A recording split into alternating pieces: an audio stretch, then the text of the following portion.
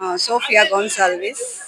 આજે ભગવાન ઈસુ ખ્રિસ્તનો જન્મદિવસ ઉજવણી કરી રહ્યા છો, શું કહેશો બહુ જ એમ કે જન્મદિવસ આવે છે ઈસુ ખ્રિસ્તનો ત્યારે આપણે એકદમ સરસ રીતે ઉજવણી એનું કરીએ છીએ. લોકો ઘરમાં સરસ રીતે નવા કપડાં પહેરીને ઘર સજાવે છે, ડેકોરેશન કરે છે ઘરનું, અને સરસ એમના માટે મિષ્ટાન પકવાન બનાવે છે. એટલે સરસ જન્મદિવસ જીસસનો છે એટલે એના માટે સારી ઉજવણી કરે છે. Thank you. આજે બધું સરસ ખાવાનું ને એવું બધું સરસ બનાવે. પછી ખાસ પહેલા તો ફર્સ્ટ ઓફ ઓલ કે કેક સરસ રીતે બનાવે છે. કેક બધા ખાય, પછી બધા ઘરે જઈને હાથ મિલાવે, એકબીજાને અભિનંદન કરે, ભેટે કે જીસસનો જન્મદિવસ છે. તો એના માટે બધા ઘરે એક સાથે બધા મળી અને ભેગા થાય ઘરના બધા સભ્યો તમામ, અને પછી સારી ઉજવણી કરે છે. પ્રે કરવા માટે બી આવે છે ચર્ચમાં. યસ. અને પ્રેયર કરી જીવનમાંથી શું શીખવા જેવું છે, શું કહેશો? ઈસુ ખ્રિસ્ત ઘણું શીખાડે છે આપણને. બાકી મારું નામ છે ફાધર પ્રદીપ. જો આની તૈયારી, જે નાતાલની તૈયારી છે એ લગભગ મહિનાથી ચાલે છે, અને એ તૈયારી 40 દિવસની હોય છે.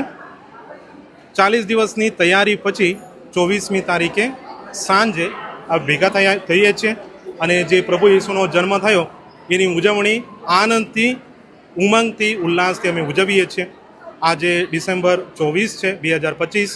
તો આજે ઇમેક્યુલેટ કન્સેપ્શન ચર્ચના બધા જે ધર્મજનો છે એ બધા ભેગા થયા છીએ આ ચર્ચમાં, અને પ્રભુની પૂજા અને પ્રાર્થના કરીએ છીએ. અને આવતીકાલે 2025 ડિસેમ્બર 25ના દિવસે સવારે 9 વાગે ખ્રિસ્તી યજ્ઞ રહેશે, અને ત્યારે પણ અમે બધા ભેગા થઈને પ્રાર્થના પૂજા કરવાના છીએ.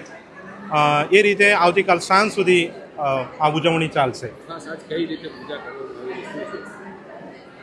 આજના દિવસે અમે ભેગા થયા, અને જે પ્રભુએ અમને જે સંદેશ આપ્યો છે, જે એમના વચનો છે, જે બાઇબલના વચનો છે, એના ઉપર એનું પઠન કરીને અને એના ઉપર મનનચિંતન કર્યું છે.